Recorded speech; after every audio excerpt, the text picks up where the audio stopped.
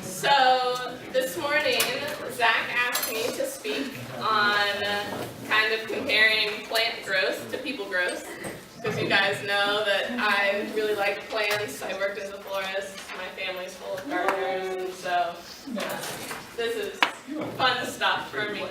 I put some flowers on your table to serve as like inspiration for you while you're listening. There's miniature daffodils, bleeding hearts, and the little leaves there are lamb's ears, which have like a tactile, therapeutic qualities if you want to touch them.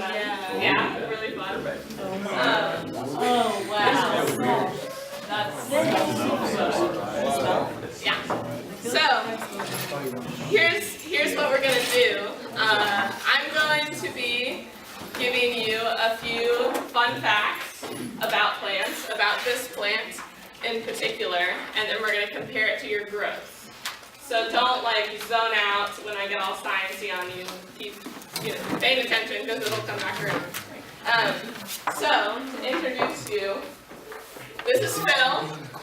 Phil is a split-leaf philodendron. Can somebody, like, as you guys have been sitting here, as you came into the classroom, as you look at Phil, what are some of the things that you think? What comes to mind? Feel free to state the obvious. It's dying. Wait, what? Spindly? Okay. Is what? What does that mean? No? Phil is non-baby. Okay. Tropical? The leaves look like hearts. There's holes in the leaves. A split-leaf philodendron. Nice. He looks just like the plant from your apartment. He is the plant from my apartment. Very clever. Anything else? It has a dead branch. Pink swatter has a dead branch. Nice. Okay, cool. Yes, Phil is a split-leaf philodendron that has been living in my apartment in the window for the majority of the year. I don't know if you guys have been in there. You've probably seen him. Fancy plant light. You what? Doesn't he have a fancy plant light? No, That's a different one? that's a different one. But so I'm going to tell you some fun facts about Phil. How many of you guys think that plants are intelligent creatures? A couple, maybe half. Okay. Right. Yes.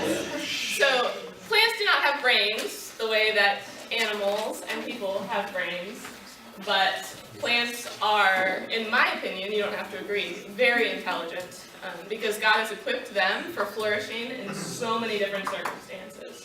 So for example, when you have a seed that's, this far deep underground, it's able to detect gravity and know which way to put the leaves and which way to put the roots. Plants, when they reach the surface, will start growing towards the light. Does anybody know why they do that? I think I heard it. They go through a process that starts with the letter P. Photosynthesis. Nice, nice. Who can tell me what that is? Yeah? No.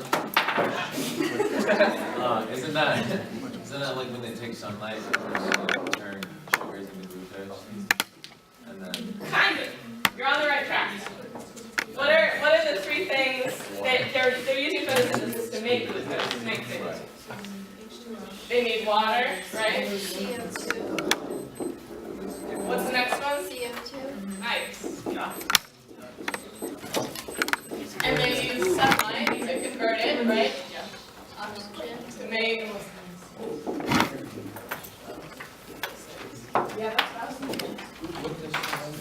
Right. Jules, pay attention. This might be on your biology test. So plants take water and they take the carbon dioxide that us as people and animals exhale, and they use the energy from the sun to turn it into sugars that feed themselves, and then they release excess oxygen that we need to be able to breathe. It's pretty cool, guys. Pretty cool. But first fun fact about Phil, when Phil is baby Phil is native to Central American and Southern American rainforests. So particularly like Brazil type areas. So when Phil is baby Phil, and Phil is growing on the bottom of the rainforest floor, it's pretty dark there, right? There's a lot of shade. And where Phil wants to be is in the top of the canopy where all the sun is that he can use to make all of the sugars that he needs. So instead of Phil growing towards the light, he sees, what did Grant said, spindly, right? The stem is kind of like weak and floppy. There's no way that Phil is going to be able to grow tall enough on his own to get all of the sunlight that he needs.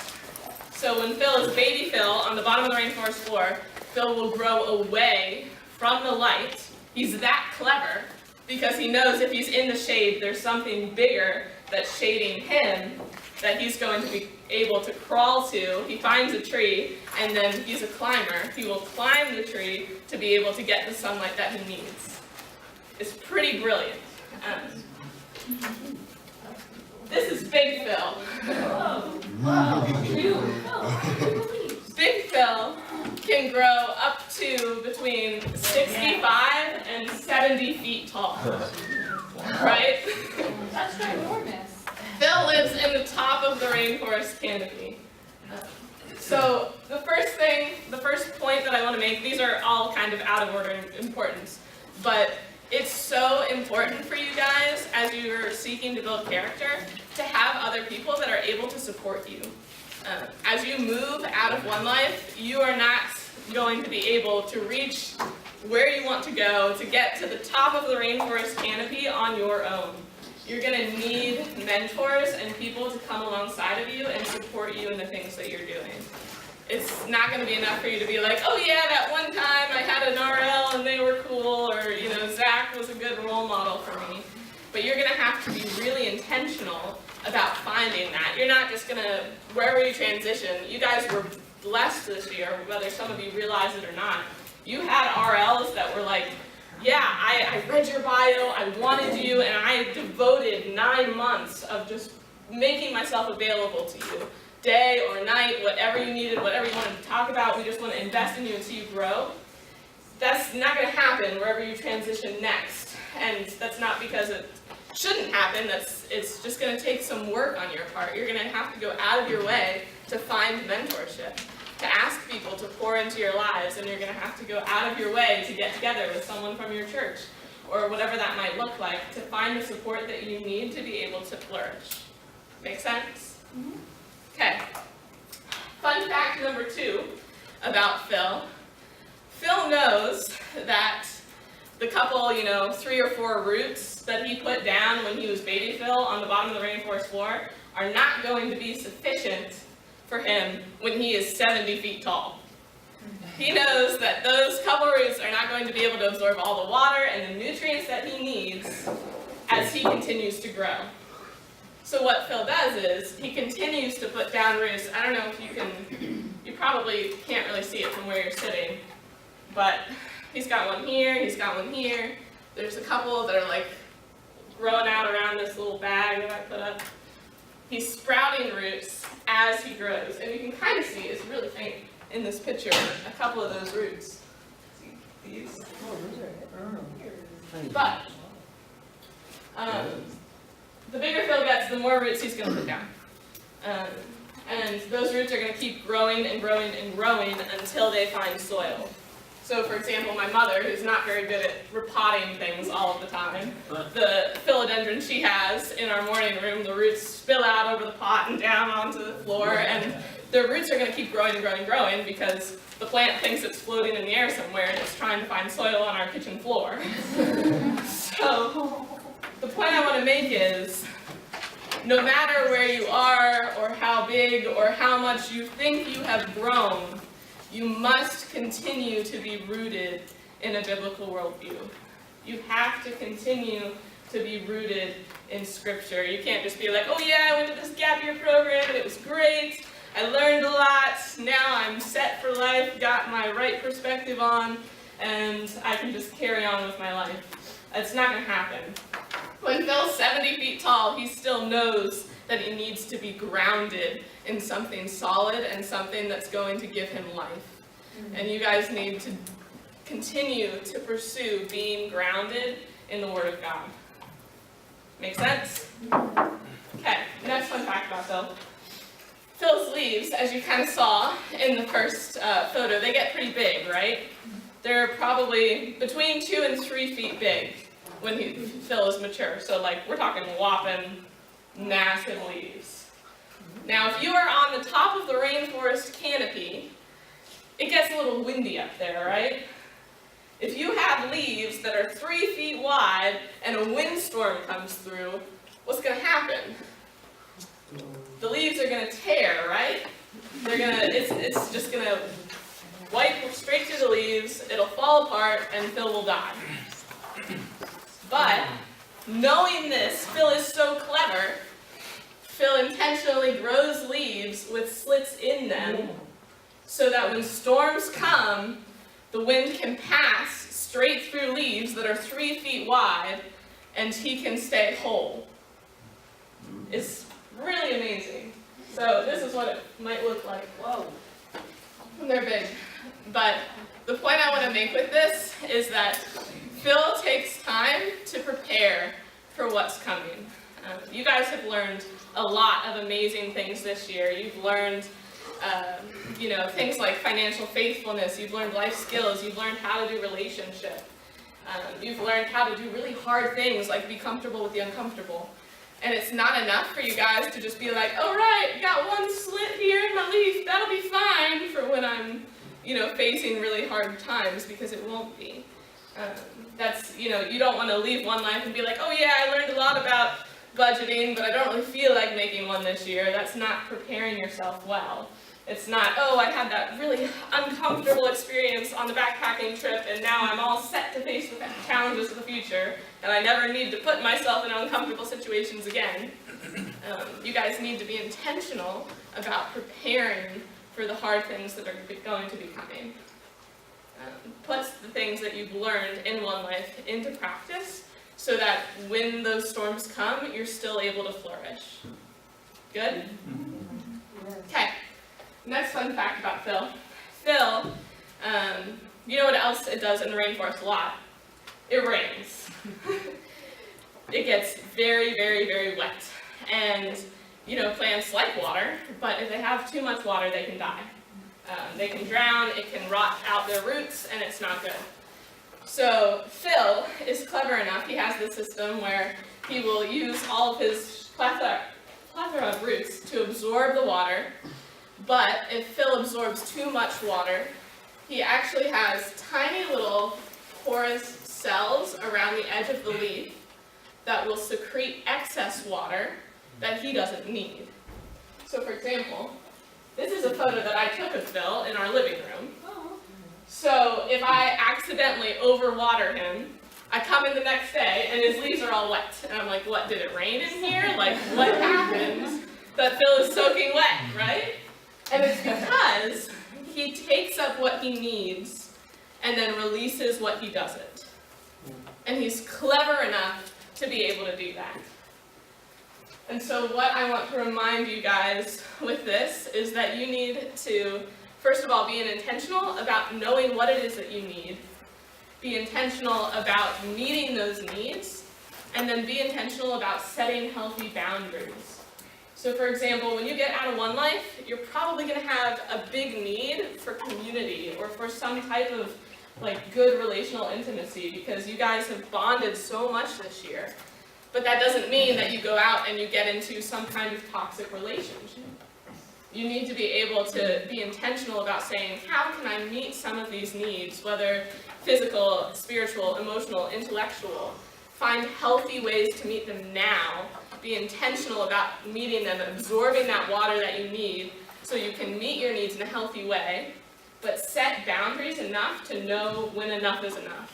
When, I'm using social media to stay in contact with my one-lifers versus I'm playing the comparison game and this social media is feeding my addiction because, all the other one-lifers are doing great things and I'm here at home. Be able to set those boundaries to know for yourself when you're thriving versus when it's too much. Make sense? Okay. Next fun fact about Phil.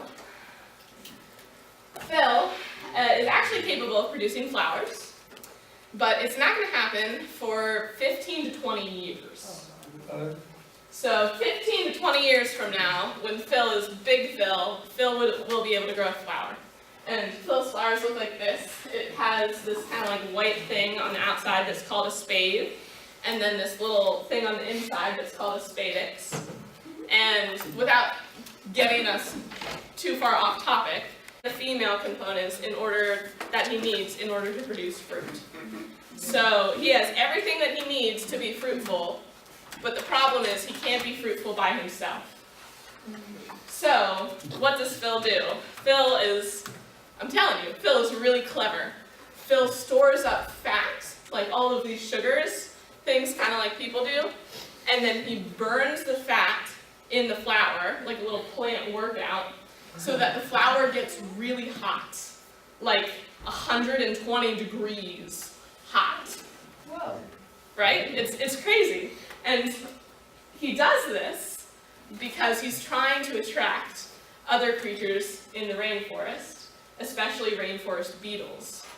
So you have beetles that are like walking around the rainforest like, oh, I'm all damp and blah. What would really be nice is, ooh, beetle sauna. Like, they crawl into the spathe of this flower and get all cozy, and they're like, yeah, this is really nice beetle sauna. And when they do that, they pollinate the flower so that it's able to produce fruit. It's pretty awesome. Is there a video? I don't have a video of that, sorry. The point is, you guys have the ability to be fruitful, but you're meant to do that within community. You need community, and it's gonna take energy, right? Phil has to save up all this sugar and expend it on heating up this plant for community. It's not an easy thing. He doesn't just sit by and is like, oh, well, eventually a beetle will come to me, or community is just gonna happen. He has to work for it. You guys this year, we forced you into community. Like, week 1, we were like, bam, here's your apartment, here's, some crazy camping trips. Like, you guys were not able to escape community this year. And I think because of that, you saw the value in community. You saw how people from your apartment were able to see you at your best and your worst. You saw how people from your GCL could hold you accountable, or your committee members could challenge you.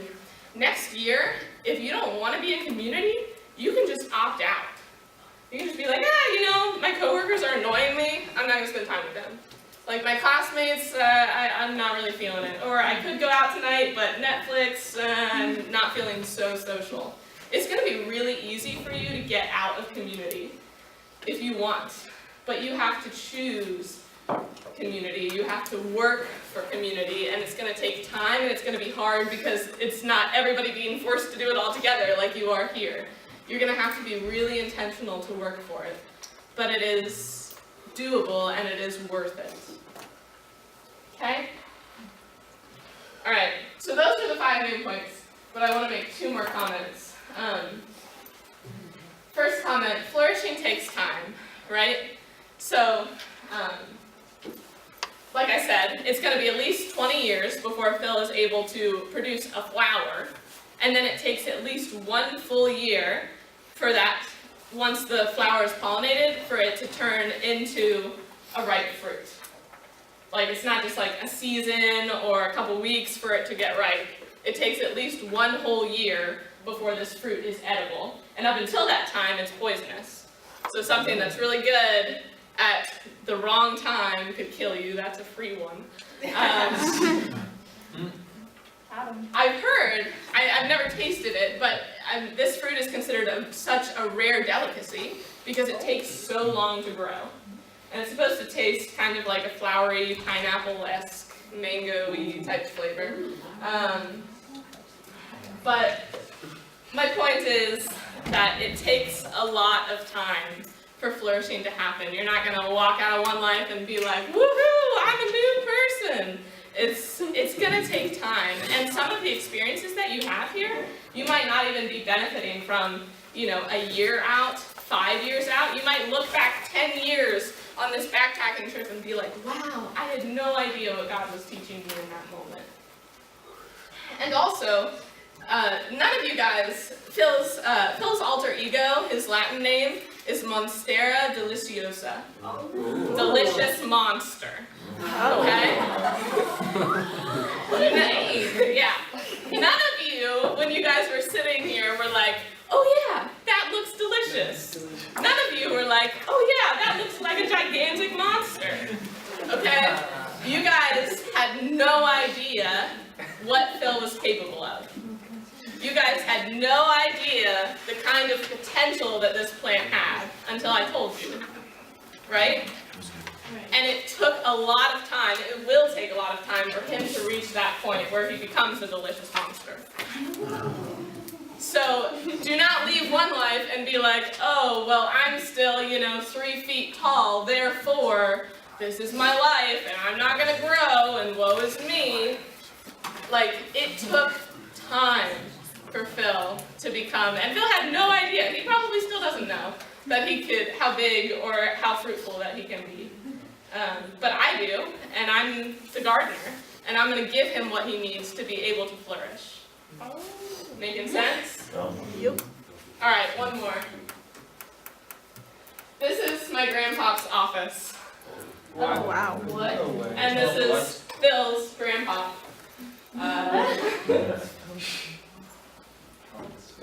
Yeah, it's really fun. Every time you go in there, you feel like, Phil? yeah. You feel like you're walking into a rainforest, and you can even see like the roots and everything coming down.